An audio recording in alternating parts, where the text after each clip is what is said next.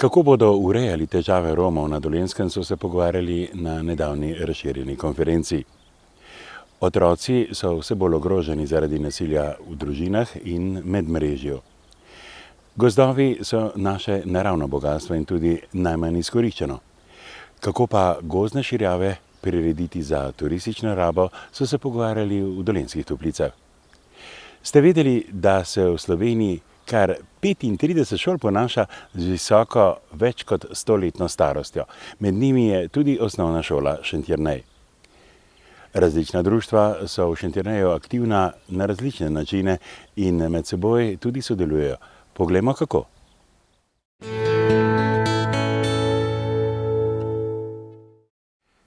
Novomeški Romi Žabjeka imajo dovolj obiskov in obljub, temveč pričakujejo konkretne odgovore o tem, kako jim bosta država ter lokalna skupnost pomagali urediti bivanjske razmere in možnosti odkupa zemljišč.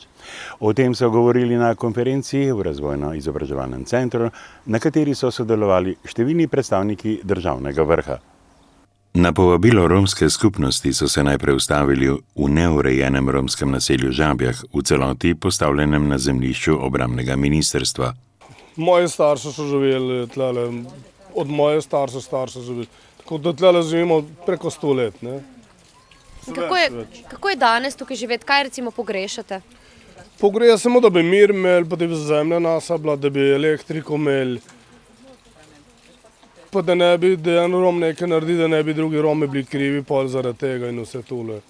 Današnja generacija Romov si želi človeško vredno življenje in zagotovljene osnovne pogoje, vodo, elektriko in sanitarije, pravi novomeška romska svetnica Dušica Balažek. Danes želimo konkreten odgovor, kaj se bo s tem zemljiščem zgodilo, ali imamo lahko upanje, da bomo zaživeli na tem zemljišču nekoč pošteno, na lep način, kaj namerava pravzaprav ministrstvo s tem zemljiščem, ki ga ne uporablja že dolga leta, če lahko rečemo še iz stare Jugoslavije, bivša JLA ga ni nikoli uporabljala. Od takrat že ljudje živijo 60-70 let na tem zemljišču. Romi so pripravljeni opraviti svoj del. Naši ljudje, ki živijo na tem območju ali pa v kateremkoli drugem naselju v mestni občini Novo mesto, katere lastniki so tudi mestna občina, ne želimo, da nam nekdo podari ta zemljišča. Želimo pošteno odkupiti na način, katerega se da dogovoriti in sprejeti sklepe. Družine bi sodelovale po svojih zmožnostih, dodaja.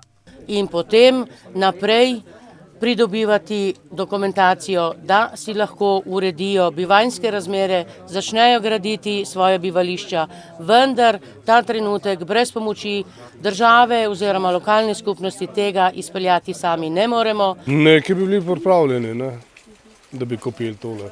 Res, da nekaj to socialno pomoč dobimo, ampak vse glih neki bi mogli, da se bi to zrihtalo. Minister za kmetijstvo in okolje Franc Bogovič se strinja, da je treba najprej urediti lastniška razmerja. Od tu naprej pa to, kar se je že v nekaterih primerih tudi pokazalo, aktivna vloga občine, sodelovanje tako Romov, kakor tudi njihovih sosedov in prvi vrsti dogovor o sobivanju v kraju, kjer Romi bivajo. Od tu naprej pa mislim, da je potrebno potem pa tudi ta pomoč države v zagotavljanju sredstev za izgradnjo infrastrukture, da spostavimo normalne pogoje za bivanje. Bogovič poudarja, da je bilo v novomeški občini doslej veliko zamujenega. Tu naredimo tako ta osnovni elementarni problem, da vekolikor ni zemljišče v lastništvu, vekolikor ni pridobljenih gradbenih dovoljenj, se zelo težko oziroma nemogoče prijaviti na te razpise, tako da je potrebno dejansko te zadeve od osnove reševati. Župan Alojzij Muhič poudarja, da pri sprejemu občinskega prostorskega načrta leta 2009 niso dobili soglasja obrambnega ministrstva, zato je Žabjak izpadel iz postopka legalizacije.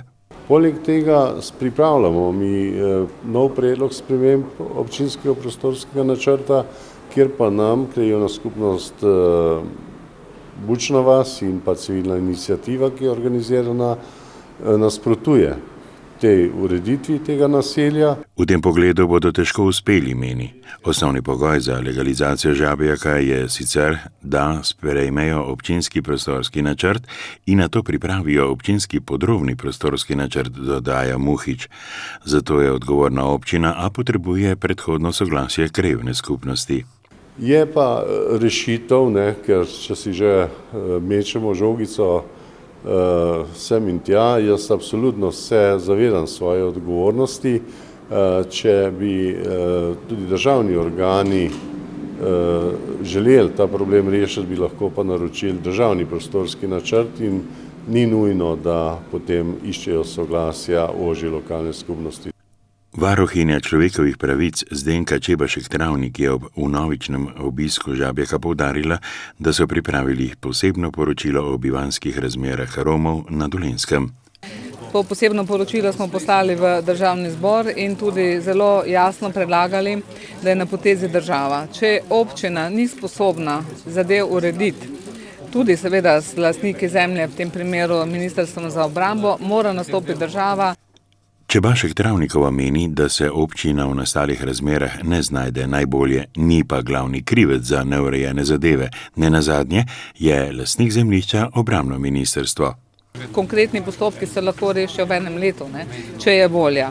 Če pa volje ni, bomo počakali še naslednjih 20 let. Enostavno v 21. stoletju pač ne moreš pričakovati, da otroci, ki se zbudijo v objektu brez elektrike, brez vode, lahko vstopijo v to hitro tekmo za našim časom. In tu mislim, da smo dolžni te korake narediti, predvsem zaradi te generacije, ki je zdaj stopila na svoje noge. In te korake bosta morali narediti tako ministrstvo kot občina.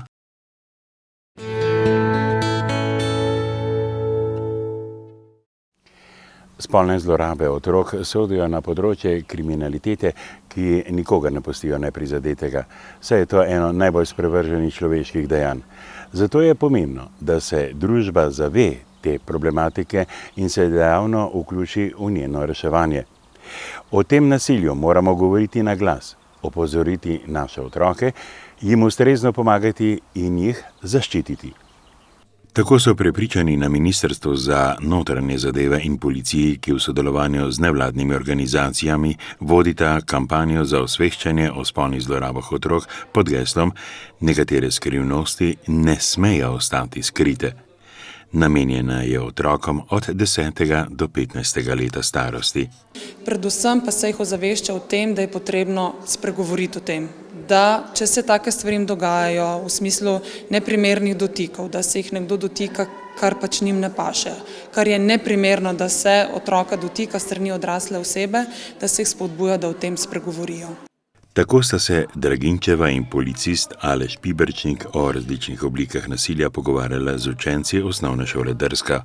Otroci so skozi prebrano zgodbo, ki govori o njihovem vrstniku, ko se mu je dogajalo spolno nasilje, v bistvu prišli do te informacije, da ne glede na to, kaj se jim dogaja, da o tem spregovorijo.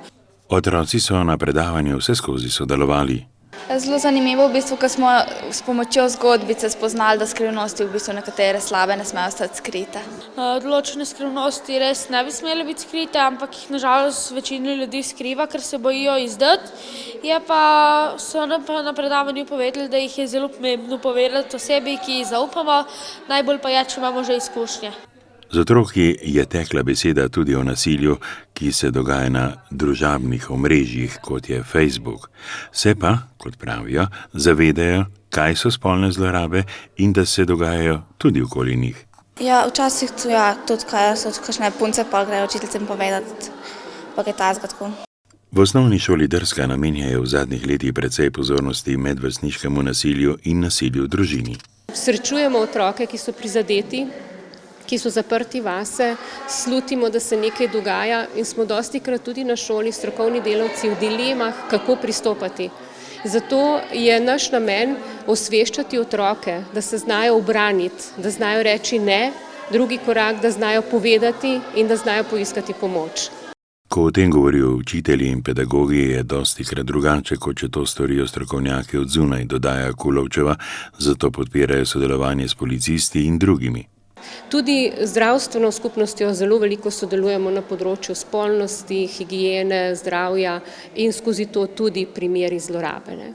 Pomembno pa je tudi večje vključevanje staršev, ki jim sodeč po odgovorih otroci še vedno najbolj zaupajo.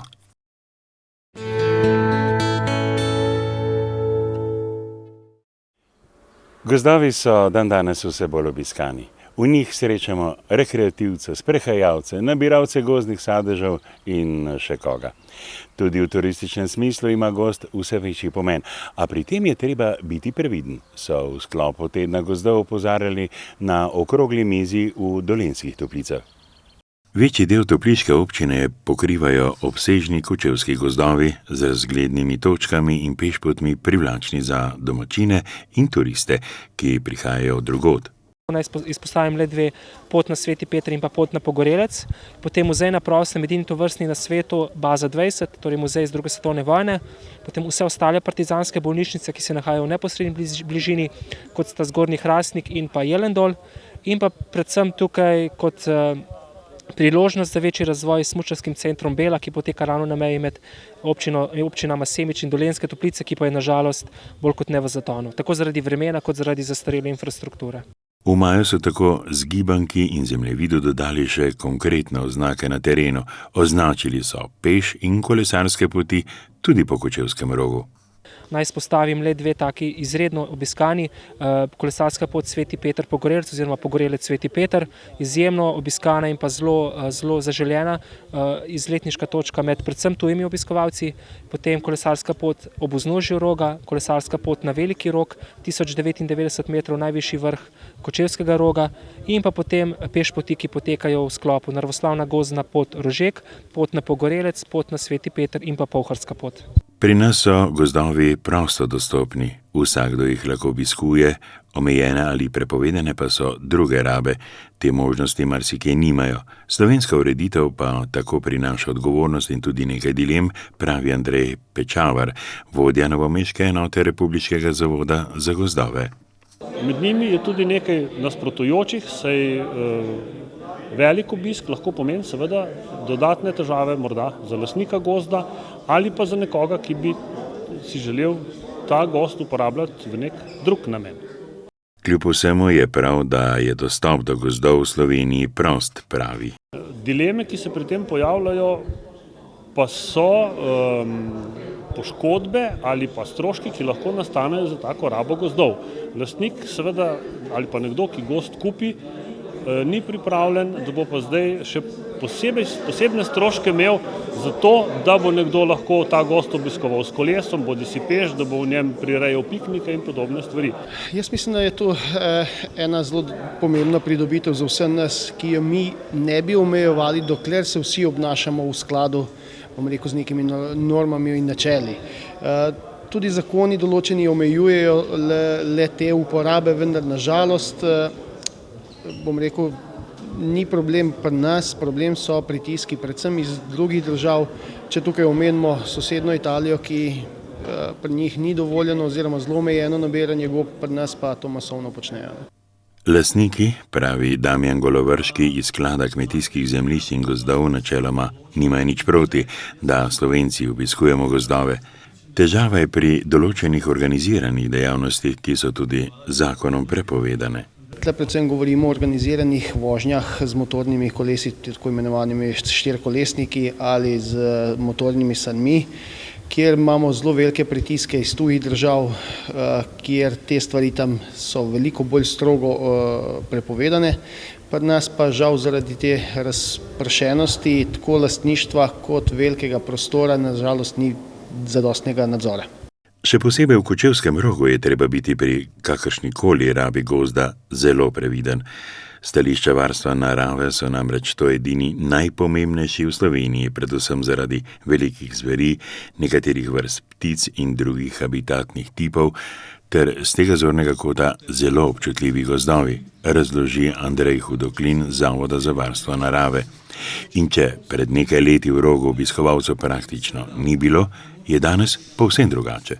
Namreč Kočevski rog je nenazadnje zelo odprt s temi gozdnimi cestami. veliko je ne nazadnje tudi teh domov, koč, kjer se razvijajo različne dejavnosti in vse to, pač ta tišina, ki nekdaj bila tukaj prisotna, ki je bila neko zavetje vsega tega divjega in živega sveta, je na takšen pa drugačen način motena. Pri umeščanju vseh dejavnosti je treba biti še posebej pazljiv in se izogibati najpomembnejših življenjskih prostorov določenih vrst živali. Ljudi treba usmerjati, jih vzgajati in pravzaprav te poti in te interese rekreativne umeščati v tiste dele gozda, kjer je pač to stališča tudi živega sveta najbolj sprejemljivo. In bistveno za ohranjanje te pristne narave Kočevskega Roga je, da v določene dele obiskovalci ne bi stopili. Zato je bila potem tudi, se pravi, strani Zavoda za naravo in strani gozdarjev na nek način narejena conacija ta prostora, ki je pokazala, da je tisti najvrednejši del za živi svet, za tišino, za mir, da predstavlja pravzaprav ta osrednji roški greben, ki se vreče, se pravi, nekje od vrha Roga proti Kopi, sama Mirne gora in pa Pečka. Tukaj so tudi ohranjeni ti najvrednejši gozdni rezervati in pragozdni ostanki in tudi življenjski prostori teh, da rečem, najbolj ogroženih in pa redkih živalskih vrst, ki pač rabijo za to, da tukaj obstane tudi nek svoj mir in pozornost. Tako tudi na občini tega prostora ne želijo spreminjati in vanj vnašati nepotrebne infrastrukture. Turisti tega niti ne iščejo. In seveda predvsem tisto, kar si želijo doživeti v Kočevskem Rogu, ta pristnost Kočevskega Roga oziroma gozda kot takega in pa ne neke izjemno moderne turistične infrastrukture, ker kot pravijo, doma imajo tega že dovolj, želijo si le miru v gozdu, kar pa jim lahko z najmanjšim poseganjem v naravo omogočimo ravno s peš in pa s kolesarskimi potmi. Glas o Kočevskem Rogu sicer sega daleč izven slovenskih meja. Predvsem je to najpriljubljenejši izletniška točka Slovenije za mlade obiskovalce, mlade družine, za ljudi v 20 letih, ki so stari okrog 20 do 30 let, iz Belgije, Francije in pa Nizozemske. Za konec pa le še nasvet, kako se obnašati v gozdu. Torej, v gozdu naj ne bi pustili ničesar razen stopinj in pa seveda, če se le da, vzeli nič drugega kot samo sliko.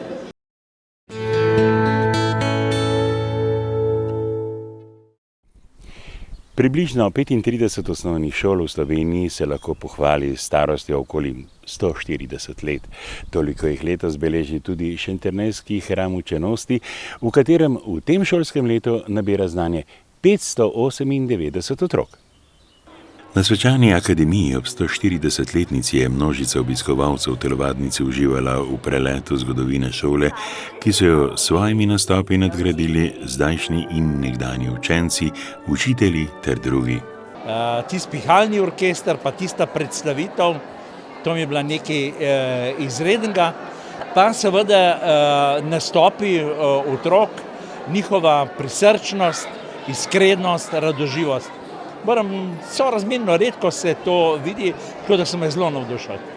Izredno lepa, bogata, torej zgodovinsko prikazana in mislim, da tudi tista učiteljica iz prvih časov bi danes lahko marsikaj bo dala recimo sodobnemu učenju in načinu učenja.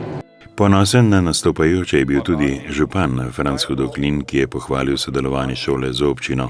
Torej, jaz moram reči, da ni prireditve, da ne nastopajo učenci, pedagogi, njihovi vodje in ostali na raznih prireditvah, pa naj se bo v raznih glasbenih točkah ali ostalih zadevah, zato seveda brez njih ne meni našega kulturnega programa. Kar se pa tiče sodelovanja, pa mislim, da je na nivoju. Scenaristka in režiserka prireditve Lucija Kuntarič je k sodelovanju privabila skoraj 200 nastopajočih. Pravzaprav sem hotela, da je to res en mozaik tistega, kar se dogaja v šoli. In tako kot je voditeljica rekla, niso samo klopi, pa niso samo zvezki, ampak je mnogo več, tukaj je življenje. Največji navdih so mi dale te stare šolske kronike. In to zato, ker je bilo v njih toliko duše in toliko enega, ne vem, truda, tako da so te navdihali, in v njih je bil navdih. Delamo v bistvu že od 1. septembra na tem praznovanju, zato smo tudi izdali spominsko publikacijo, ki smo jo imenovali Naša pot. Med občinstvom smo zasledili veliko nekdanjih učiteljev, ravnateljev in učencev šole. Na šolo imam zelo lepe spomine in vesel sem, da sem prišel v Šentjernej leta 1962 na prvo delovno mesto in tudi zadnji dan svoje delovne dobe sem dočakal v Šentjerneju. Občina je v minulih letih precej vlagala v šolstvo, je v nagovoru izpostavil župan Franc Hodoklin. Predvsem smo uredili 2 prizidka, s katerim smo dobili 6 novih učilnic, sodobno knjižnico, potem nov vhod, dvigala in vse ostale zadeve, kar je seveda zelo obremenilo tudi proračun občine, vendar na to smo danes pozabili, danes smo ponosni na tako zgradbo, verjetno so ponosni tudi starši in tudi učenci, predvsem pa tisti, ki prebivajo vsakodnevno tukaj. V šolo pa bo treba vlagati tudi v prihodnje. Torej, mislim, da je v prvi vrsti kuhinja in ostale zadeve, potem pa seveda s pomočjo šole, vodstva, novi dogovori o novi opremi in seveda ostalih zadevah, ki seveda tudi čas pove, da treba zamenjati. Življenje na šoli je danes precej drugačno, kot je bilo nekdaj. Zelo mi je všeč, da imajo otroci možnosti, raznorazne možnosti, da res spodbujamo njihove talente, jih poskušamo uresničevati skozi razne projekte. Zelo so naši učenci uspešni v športu, na kulturnem področju, bodisi kot dramske skupine, pevci, recitatorji in tako naprej. Vse to podpira tudi učiteljica slovenskega jezika Ida Zagorc, ki poučuje v Šentjerneju že 33. leto. Tako da sem že kar po stažu učiteljica, res že bi lahko rekla kar stari inventar na tej šoli. Kar naprej sem v istem razredu, učenci so pa vedno novi, mladi, tako kot si bila tudi ti, tako da mi je v bistvu zmeraj lepo. Spremembe najbolj zaznavajo tisti, ki že vrsto let niso bili v kraju. Moram reči, ker sem se prihajal iz Dobruške vasi proti Šentjerneju, sem rekel, to je pa sploh nek drug kraj, ko sem pa danes spet v šoli, pa skoraj neprepoznavno. Samo urejenost, klima, ki je bila že takrat fantastična, predvsem pa to pristno vzdušje. Avto sem parkiral tamle pri trgovini ta veliki, in sem hodil za ljudmi in moram reči, da sem od ljudmi slišal v govorici same prijetne in dobre stvari, tako da se to redko, da je to zgodi. Prav gotovo pa bo čez desetletje in več spet drugače.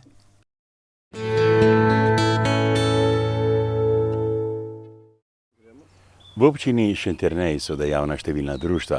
Tako so člani turističnega društva Zvon minuli konec tedna povabili na srečanje Gradišč, pred dnevi pa so se družili tudi starejši občani nad 70 let, gasilci in mladi nogometni upi.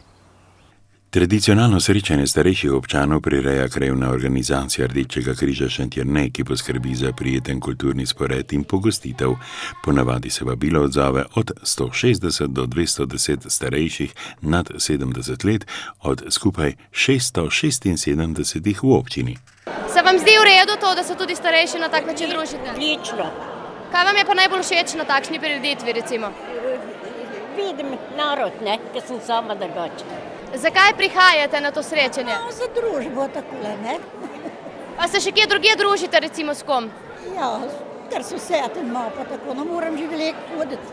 Kakšno se vam zdi življenje starejših občanov v občini Šentjernej? Kaj pogrešate, je za vas dobro poskrbljeno? Ne, zelo lepo. Kar dobro gre, jaz bi rekel, da. Kaj pogrešate morda? Kaj bi rekel na to? Ja, marsikaj bi se še lahko izboljšalo. Krajevna organizacija Rdečega križa v Šentjerneju sicer združuje 22 aktivistk. Zlasti obiskujemo te starejše tudi v novoletnih praznikih oziroma malo pred novim letom z namenom obiska in voščila in z majhnim darilčkom. Potem redno pripravljate srečanje enkrat letno. Na naši postaji, ki pa imamo zdaj to drugo leto, pa izvajamo redno enkrat mesečno meritve krvnega sladkorja, holesterola in krvnega tlaka. Starostniki so v en glas zatrdili, da v občini nujno potrebujejo dom starejših občanov. Mi se intenzivno pripravljamo na ta dom starejših občanov, ki je prepotreben za našo občino. Mi imamo veliko občanov, ki bi v ta dom šli In ko občina se izjemno trudi, mi imamo lahko danes začnemo investitor začeti graditi, vendar čakamo na koncesijo države, da nam podeli in ko bo podeljeno, bomo takoj začeli delati. Tuji naložbenik naj bi dom zgradil v 2 letih, dodaja Luzar. Poleg 2 organizacij starejših pa so v občini dejavni tudi člani in članice 10 prostovoljnih gasilskih društev, združenih v Gasilski zvezi Šentjernej. Zbrali so se na 3. hkrati zadnjem letošnjem tekmovanju za naslov prvaka zveze. Sodelovalo je 44 enot. Društva so se med seboj pomerila v trodelnem napadu in pa vezanju vozlov. Hkrati pa so se preizkusila oziroma preverili svoje znanje tudi v razvrščanju, ki je eden od pogojev za nastop enot na vseh tekmovanjih. Letos so tekmovanje pripravila društva iz Grobelj, Maharovca in Ostroga. Prepričan sem, da so takšne tekmovanja del izobraževanj, ki jih spodbujamo na nivoju Gasilske zveze. Zagotovo pa nas ni strah za prihodnost, kajti če preštejemo vse mlade gasilce, jih je bilo praktično polovico manjših kot 20 let. S podmladkom pa nimajo težav niti v nogometnem klubu Šentjernej, ki je ob koncu sezone 2011-2012 pripravil turnir za selekcije U8 in U9. Klub, ki deluje 2 leti, sestavljajo fantje od 8 do 9 let. Klub je že v preteklosti sodeloval z Nogometno zvezo Slovenije in osvajal dobre rezultate. V letošnjem letu so organizirali novo ekipo dečkov U8, ki bo jeseni začela tekmovati. Na tokratnem turnirju je sodelovala 12 ekip iz 7 nogometnih klubov, za vsako od selekcij pa je nastopilo 6 ekip v 2 skupinah, ki so odigrale po 4 tekme.